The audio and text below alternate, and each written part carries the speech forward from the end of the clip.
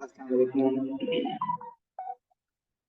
Okay, for P1, we have to discuss today May June 2023 variant 1 1. जी बताइए Amna problems.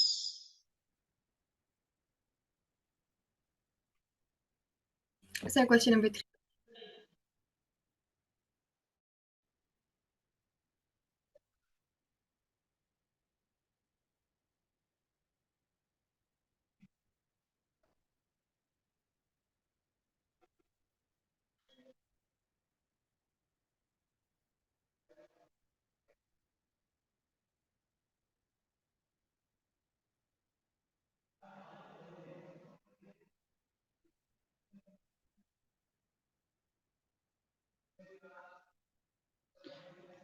Okay, question 3 का है आपने Amna. Question 3. Here is the question 3.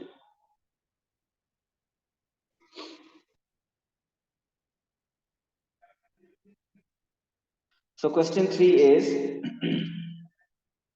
the diagram shows graph with the equation f of x and g of x.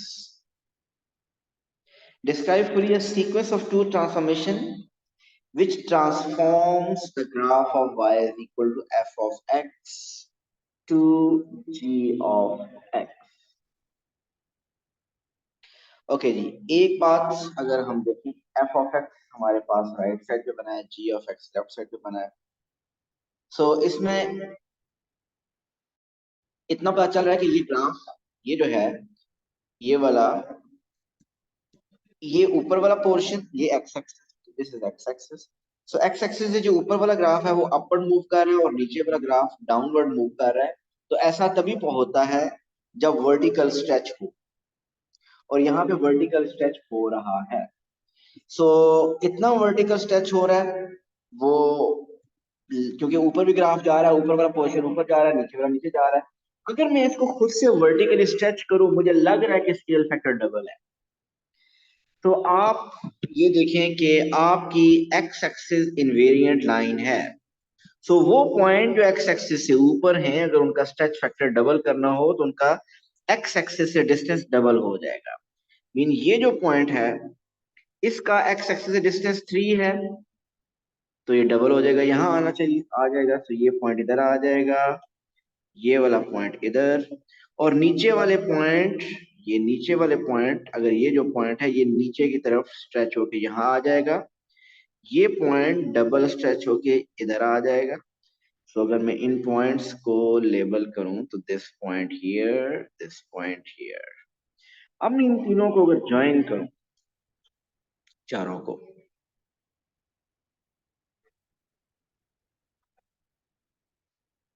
सो ये shape बनती है. सो vertically stretch करने के बाद ये शेप बनती है. सो अभी भी हमारे पास ये जी ऑफ एक्स शेप नहीं है. तो अब आप देखें तो उस शेप को अगर हम कुछ ट्रांसलेट करते हैं लेफ्ट साइड पे, कंप्लीट शेप को लेफ्ट साइड पे ट्रांसलेट कर दें, कितना ट्रांसलेट करें? मीन अगर इस पॉइंट को अगर आप देखें, इस पॉइंट से आप मूव करें 1 unit left, 2 unit left, 3 unit left, 4 unit left, 5 unit left and 6 unit left. Mean अगर उसको 6 यूनिट लेफ्ट आप ट्रांसलेट कर दें तो आपके पास ये शेप आ जाएगी.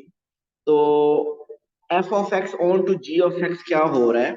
पहले हो रहा है vertical stretch with the stretch factor 2, and then followed by translation, और वो ट्रांसलेशन है 6 यूनिट लेफ्ट -6, और ऊपर या नीचे अप एंड डाउन कुछ भी नहीं, so -6 0. So this is vertical stretch, या वर्टिकल स्ट्रेच लिखें या स्ट्रेच इन वाई डायरेक्शन लिखें, स्ट्रेच फैक्टर 2 और ट्रांसलेशन -6 0. जी आमना, इज दैट क्लियर? जी sir.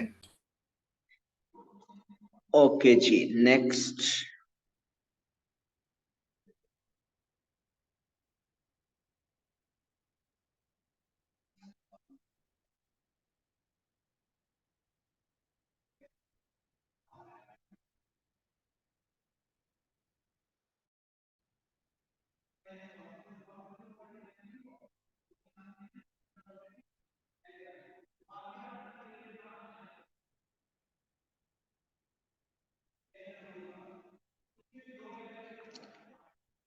जी, any other question?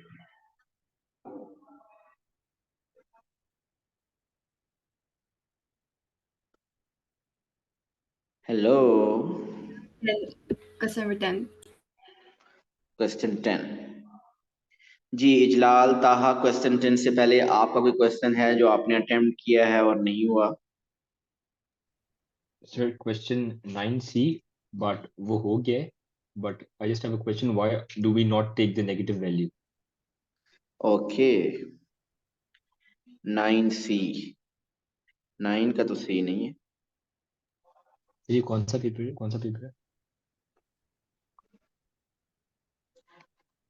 हम कर रहे हैं मई जून 2023 variant 1-1। Oh alright sir.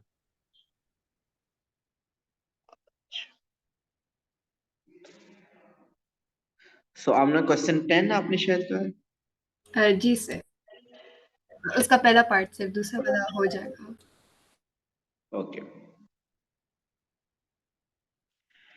Okay, question 10, you can see the diagram. The diagram shows part of the curve with the equation y is equal to 4 over 2x minus 1 whole square and parts of the lines x is equal to 1 and y is equal to 1. The curve passes through the points A 1, 4 and B 3 by 2, 1. Find the exact volume generated when the shaded region is rotated through 360 degree about x-axis. So about x-axis जब shaded region rotate होगा 1 से लेकर and what is that? This is 1.5 तक. So you need to find the exact value.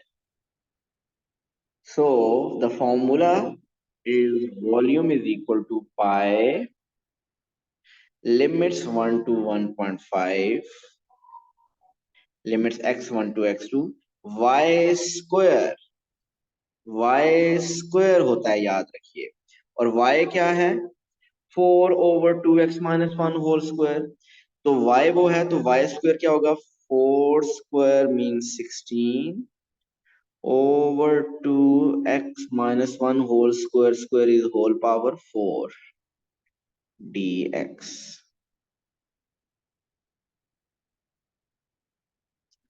So इसको अब just integrate करेंगे। Integrate करने के लिए हमें इसको न्यूमरेटर में लेके आना है। 16 into 2x minus 1 whole power minus 4 dx. Volume is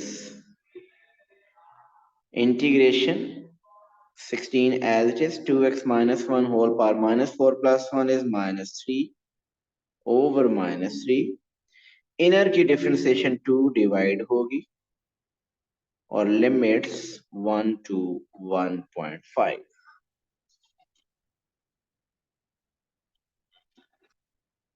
Next is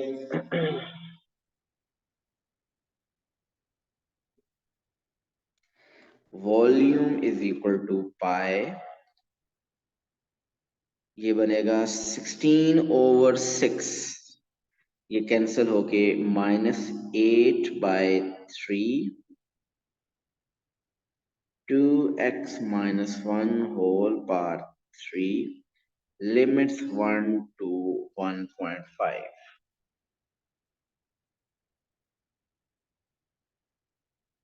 अब आप लिमिट्स पुट करेंगे, आंसर आ जाना चाहिए। तो अगर हम लिमिट पुट करें 1.5, so -8 by 3, 2 into 1.5 is 3, 3 minus 1 is 2, 2 cube is 8. ये आंसर है अपर लिमिट का।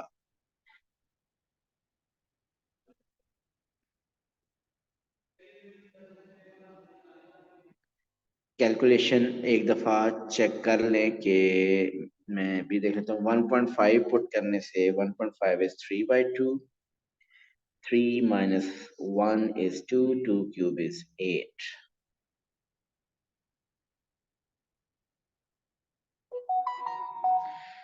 माइनस लोअर लिमिट और ऑलरेडी माइनस है तो ये प्लस बन जाएगा। 8 by 3 1 पुट करने से 1 minus 1 into 2 is 2, minus 1 is 1, cube is 1. So we got volume is equal to minus 1 by 3 plus 8 by 3. So volume is equal to, without calculator जो मैं working कर रहा हूँ, it is 7 by 3. So exact volume is, क्योंकि उसने exact volume कहा था, 7 by 3 pi.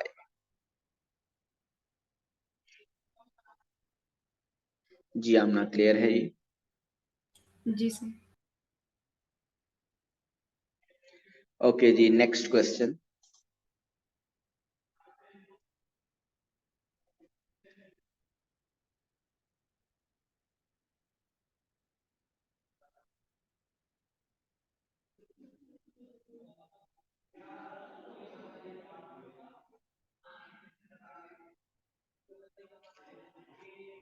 No question. That was paper May June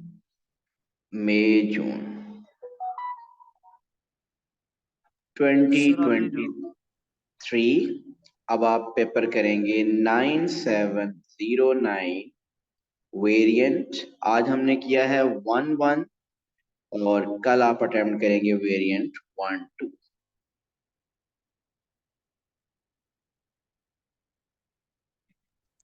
sir आपने जो टॉपिकल्स भेजे हैं ना सर सर्कल्स की, उसमें थोड़ी सी कंफ्यूजन है सर एक क्वेश्चन में।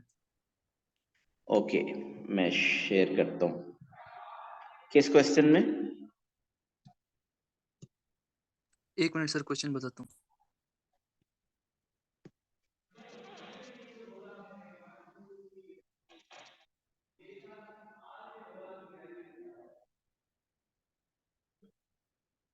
Sir question 7। एक मिनट यार, मुझे वो वर्कशीट जरा टॉपिकल ढूंढने दे।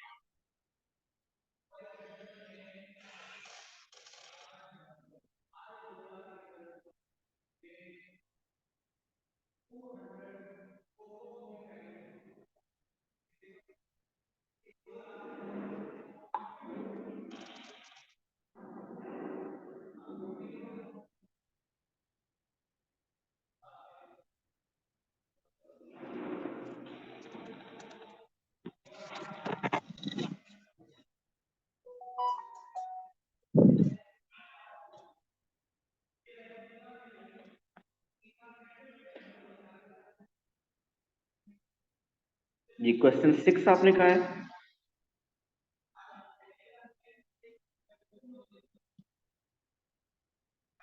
Sir question 7। 7 नहीं, ये वाला टॉपिक ट्रांसफॉर्मेशन वाला या कि सर्कल? नहीं सर, सर्कल्स वाला। वो मैंने कब भेजा है?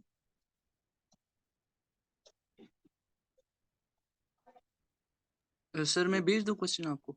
आप मुझे क्वेश्चन अगर भेज दें, तो मुझे नहीं ये कहीं मिल रहा। सर ये जो पेपर हम अभी कर रहे थे, आपके पास उसकी मार्किंग स्कीम होगी? ये जो अभी हम कर रहे थे, जी सर। ये अभी आपके पास आ गई है। नहीं मतलब आप अगर खोल के क्वेश्चन नंबर 10 की जो 10 का पार्ट ए जो है उसकी मार्किंग स्कीम में लिखा हुआ है कि आंसर 11/6 पाई है और हम लोगों ने 7/3 पाई निकाला है। मैं एक मिनट देखता हूँ। सर भेज दिया है।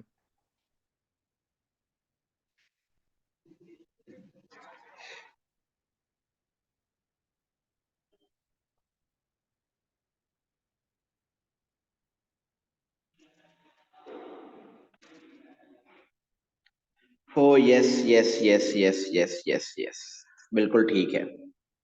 आपको पता चल गया क्या हमने एक मिस्टेक की है? नहीं सर। ओके, मैं आपको बताता हूँ क्या मिस्टेक की है। मैं पेपर शेयर करता हूँ। अच्छा हुआ पॉइंट आउट किया आपने वो 1-1।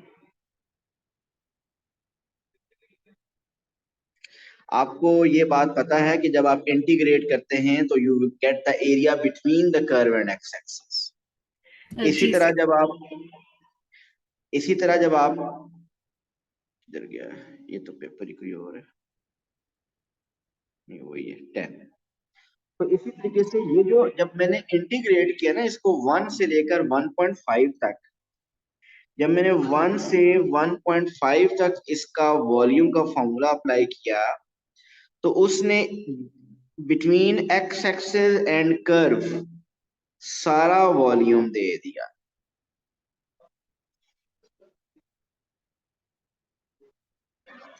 जिसका कर्व को इंटीग्रेट करते हैं तो area between the curve and x axis आता है, तो कर्व को इंटीग्रेट करें वाई स्क्वायर को, तो वो volume between the curve and x axis है। तो ये हमें ये शेडेड सिर्फ वॉल्यूम चाहिए था। तो अब हमारे पास ये जो वॉल्यूम हो गया है ये एडिशनल वॉल्यूम है। ये वॉल्यूम हमने, ये ब्लैक कलर वाला वॉल्यूम हमने माइनस करना है। बात समझिए कि ये माइनस क्यों करना है। जी सर। अब ये माइनस कैसे करना है, ये जो शेप बनती है ये एक सिलेंडर बनता है, उस सिलेंडर का वॉल्यूम जब इसको रोटेट करें तो सिलेंडर बनता है। लेकिन चले हमें सिलेंडर नहीं पता, आप बताएं इस लाइन की इक्वेशन क्या है। इस लाइन की इक्वेशन है y इज इक्वल टू 1। तो अगर आप दोबारा वॉल्यूम का वही फॉर्मूला लगाएं, लिमिट्स x1 से x2 y स्क्वायर dx, इस लाइन को इंटीग्रेट करें, इस लाइन की इक्वेशन है y इज इक्वल टू 1। सो इस पे इंटीग्रेट करें, लिमिट्स वही डालें 1 से 1.5 1 स्क्वायर, y की जगह y is equal to 1 dx, और अब इसको इंटीग्रेट करें, 1 की इंटीग्रेशन इज x, लिमिट 1.5 1 से 1.5, so you will get 1.5 minus 1, so it is 1.5 minus 1 is 0.5 pi, so half pi। और हमारा पहले वॉल्यूम क्या आया था sir 7/3 pi.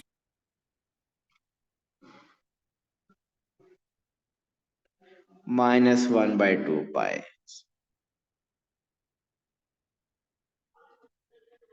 so it is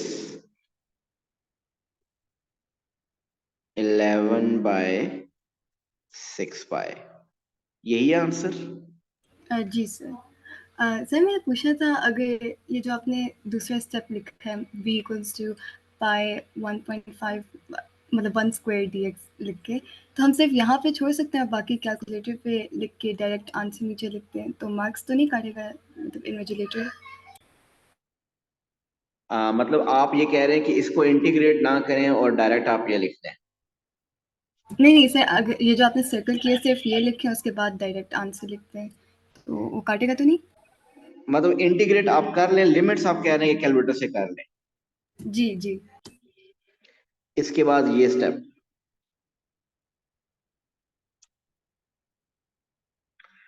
उम्मीद है नहीं काटेगा।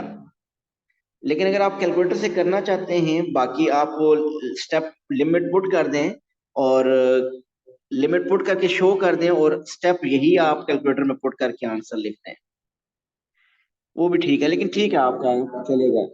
आप इसी की मार्किंग स्कीम अगर आप देखें उससे भी थोड़ा सा आइडिया हो जाएगा, लेकिन नहीं कटने चाहिए।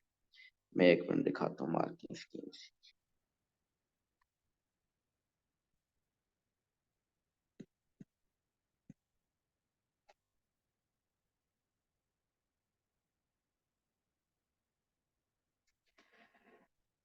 सो यहाँ पे पाई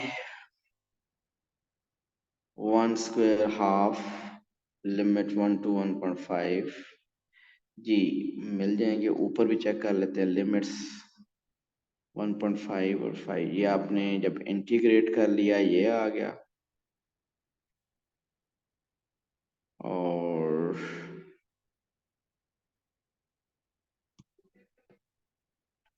substitute correct limits into their integers, must see at least is allow one sign error।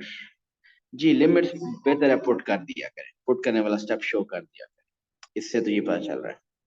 और किसी और में क्लियरली लिखा हो सकता है कि method mark is for substituting the limit, तो पुट कर लें आप।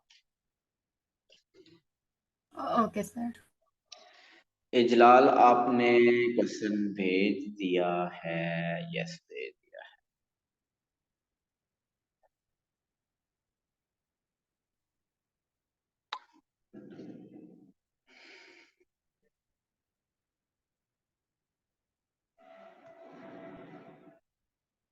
सर इसका पार्ट सी। इसका पार्ट सी। सिर्फ मैं पार्ट्स पहले पढ़ लेता हूँ। एक सर्कल है जिसका सेंटर सी है। इक्वेशन ये है, show that the point T is outside the circle, two tangents from T to the circle are drawn. ठीक है। Show that the angle between one of the tangent and C T is exactly 45। ये भी आप कर चुके हैं। तो आप ये साथ साथ जो इंफॉर्मेशन होती है उसको स्केच करते हैं आप क्या? जी सर, लेकिन सर उसमें मिड पॉइंट का पता नहीं चल रहा था। चलिए, ये सपोज सर्कल है और सर्कल का ये जो पॉइंट है ये है 8, 4, रेडियस इसका -6 आपने पता है आपको सर्कल के बाहर है। x -6 y +6।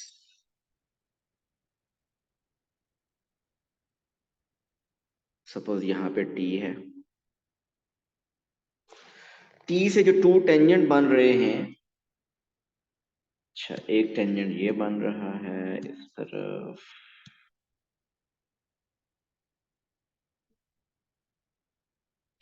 एक तरफ ये टेंजेंट बन रहा है।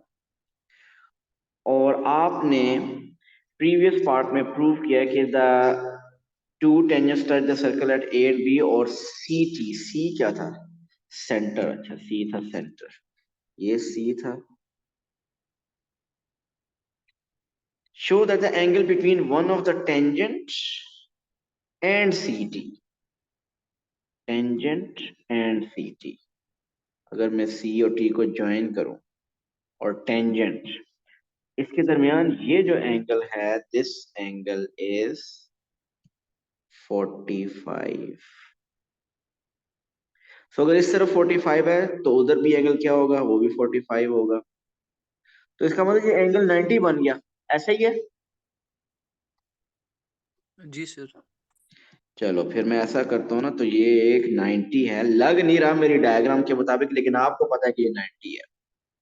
अच्छा, फिर अगर इस यहां से मैं इधर ज्वाइन करूं, ये रेडियस होता है। यहां से इधर ज्वाइन करूं, ये भी रेडियस होता है। और आपको ये भी पता है कि रेडियस और टेंजेंट तो होते ही 90 हैं, रेडियस और टेंजेंट तो होते ही 90 हैं। तो दो एंगल तो बाय डिफॉल्ट 90 हो गए। एक 90 बी पार्ट में प्रूव किया, तो तीसरा एंगल, चौथा एंगल क्या होगा? जी सर, वो भी 90 होगा, बस ये तो मसला। शेप कौन सी बनेगी फिर? रेक्टेंगल या स्क्वायर? रेक्टेंगल या स्क्वायर में से एग्जैक्ट मजीद स्पेसिफिक हूं, क्या स्क्वायर है? हो सकती है ये। रेक्टेंगल की ऑपोजिट साइड्स इक्वल होती हैं। इसके ये two radius two adjacent sides भी इक्वल है, इसका मतलब ये स्क्वायर होगी। अच्छा ठीक है सर। तो अगर ये स्क्वायर है और टेंजेंट है ए और बी पे, तो मेरा ख्याल है अब काफी इंफॉर्मेशन आपको पता चल गई। ये स्क्वायर है। अब अपने पास एक परफेक्ट स्क्वायर ज़हन में रखें। टी के कोऑर्डिनेट से -6 अब फाइंड क्या करना है? Find the equation of line A B. तो अब आपको देखें, पता चल गया कि ये स्क्वायर है। और जब स्क्वायर है तो स्क्वायर, परफेक्ट स्क्वायर बेशक अपने पास बना लो। अगर ये है टी, ये है सी, ये है ए और ये है बी, आपको लाइन ए बी की इक्वेशन फाइंड करनी है। हमें पता है कि जो स्क्वायर्स के डायगोनल्स होते हैं वो एक दूसरे का परपेंडिकुलर बाइसेक्टर होते हैं। तो आप टी सी का मिड पॉइंट कर लोगे, टी सी का ग्रेडियंट कर लोगे, टी सी का ग्रेडियंट का नेगेटिव रेसिप्रोकल ए बी का ग्रेडियंट होगा, और ए बी का जो वो जो मिड पॉइंट है उसको यूज करके equation of line A B आ जाएगी। जी ठीक है सर, थैंक यू। और फिर एंड पे coordinates of A and B, जो लाइन ए बी की इक्वेशन होगी और जो सर्कल की इक्वेशन होगी इन दोनों को साइमल्टेनियसली सॉल्व करके ए और बी के कोऑर्डिनेट्स आ जाएंगे, एक्स कोऑर्डिनेट फाइंड कर।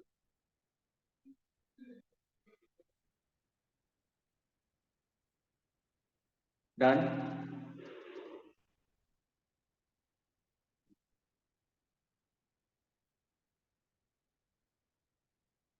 चलें, कल इंशाल्लाह मिलते हैं।